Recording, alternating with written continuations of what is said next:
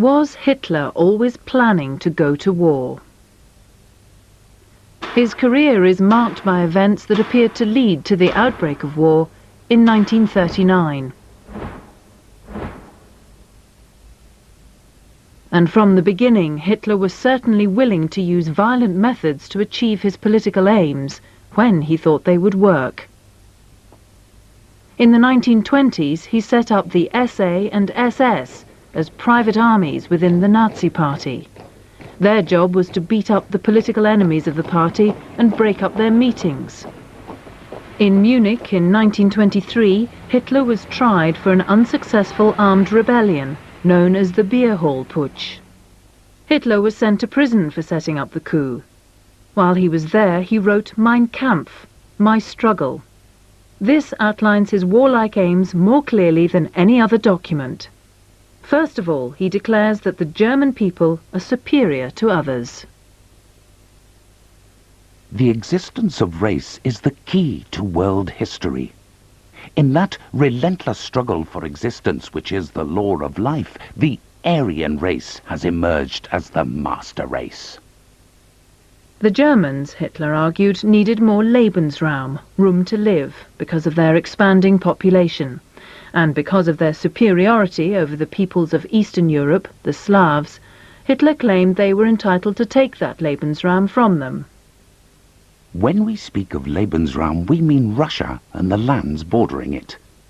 Clearly we must control the states between us and Russia. If they choose to fight against our wishes, then we must deal with them. These warlike intentions are also clearly stated in the official programme of the Nazi Party, along with the abolition of the Versailles Treaty. We demand the union of all Germans in a pan-German state. We demand that the Treaty of Versailles shall be cancelled. We demand space for the maintenance of our people. We demand the formation of a national army. The Versailles Treaty specifically forbade rearmament, remilitarizing the Rhineland, and union with Austria. When Hitler came to power in 1933, he began rearming. Between 1932 and 1939, he increased the army tenfold, trebled German sea power, and built a sizable air force. There were people at the time who asked why Hitler was doing this if he didn't mean to go to war.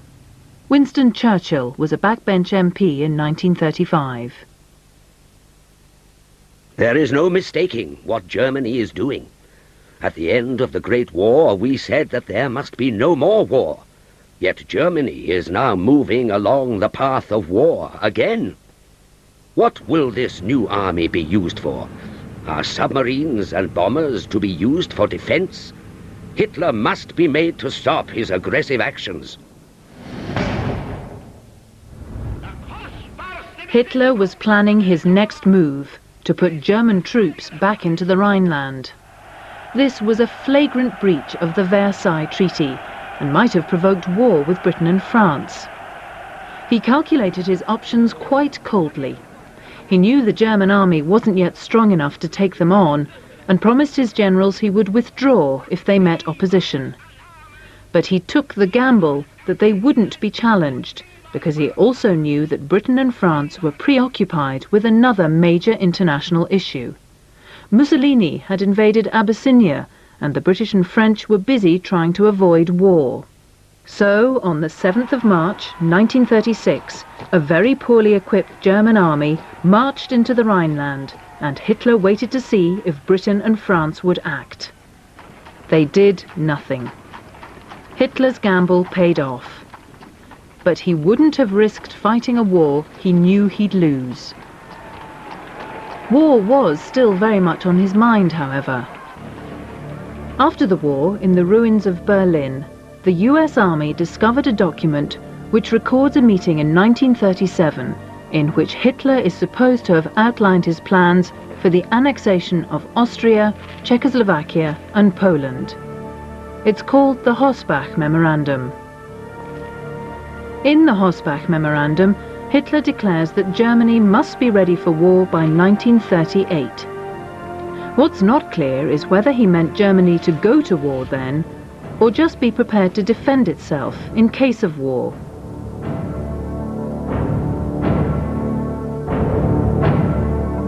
To be able to annex Austria without a fight, Hitler had to keep Mussolini sweet. The Italian dictator had always seen Austria as an important area of Italian influence. Rather than challenging Italy, Hitler befriended Mussolini. He supported Mussolini's invasion in Abyssinia, in the hope that once Mussolini had his African empire, he would let go of his interest in Austria. By 1938, conditions were favourable for Hitler to make his move. The Nazi Party in Austria had stirred up unrest, and the country had become ungovernable. The German army was now strong enough for an invasion. Hitler bullied the Austrian leader Schuschnigg. I have only to give an order, and in one single night all your ridiculous defences will be blown to bits. You don't seriously believe you can stop me or even delay me for half an hour, do you? Think it over, Herr Schuschnigg. Think it over well. I can only wait until this afternoon. You will do well to take me at my word, because I don't believe in bluffing. All my past is proof of that. Schuschnigg gave in and handed over power. Hitler told the new Nazi leader of Austria to send a telegram inviting German troops in to keep the peace. It was then only a matter of passing an act of union with Germany, and Anschluss was complete. It was done by threats and organized insurrection, but Hitler appeared to take over Austria through the official channels of government. Would he have carried out his invasion threats if he hadn't got his way? Despite what he said to Schuschnigg, it was possible he was bluffing. Hitler used the same tactics to achieve his next goal, annexing Czechoslovakia. He focused his efforts on the German-speaking Sudeten region of Czechoslovakia. Hitler engineered rebellion by getting the Nazi Party in the region to stir up unrest. He then threatened to invade, claiming that the German people in the region were being persecuted by the Czech authorities. Fearing armed conflict, Britain and France signed an agreement in Munich, handing over the Sudetenland to Germany. Again, Hitler avoided war, and again he got his way through an apparently legal process. But Hitler wanted more than just the Sudetenland. He wanted the whole of Czechoslovakia. In March 1939, Germany invaded the main part of Czechoslovakia that was left and took over the capital, Prague.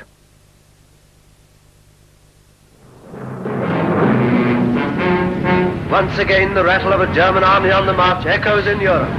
At Munich, the Führer gave his word that he wanted no more land in Europe. These pictures show you what his word is worth. This is the diplomacy of this year of grace, power, politics, and the rule of force. Britain saw this as naked aggression, and at this point decided Hitler's expansionism had to stop. Anticipating that Poland would be Hitler's next target, on the 31st of March 1939, the British Prime Minister Neville Chamberlain signed a pact guaranteeing to protect Poland if it was invaded. This was Britain's signal to Hitler to go no further. But Hitler didn't believe the British would go to war over Poland. He was far more worried about what the Soviet Union might do along Poland's eastern borders. Hitler knew he would come into conflict with the Russians eventually. His views were violently anti-communist, and he'd set out his plans to take land from Western Russia in Mein Kampf. But he wanted to make as many gains as he could before this happened. So in August 1939, the German Foreign Minister Ribbentrop flew to Moscow and signed a non-aggression pact with the Soviet Union. This seemed ironic to many people at the time, since Hitler and Stalin were known to be bitter enemies.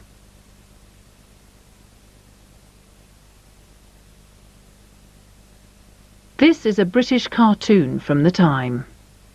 The scum of the earth, I believe. The bloody assassin of the workers, I presume. It was an alliance of convenience. Stalin and Hitler both wanted territory in Poland, and the pact gave them a way of dividing the country between them. On the 1st of September 1939, Germany invaded Poland. Britain responded with an ultimatum, demanding their immediate withdrawal. The ultimatum was ignored, and it fell to Chamberlain to break the news to the British people. This country is at war with Germany. You can imagine what a bitter blow it is to me that all my long struggle to win peace has failed.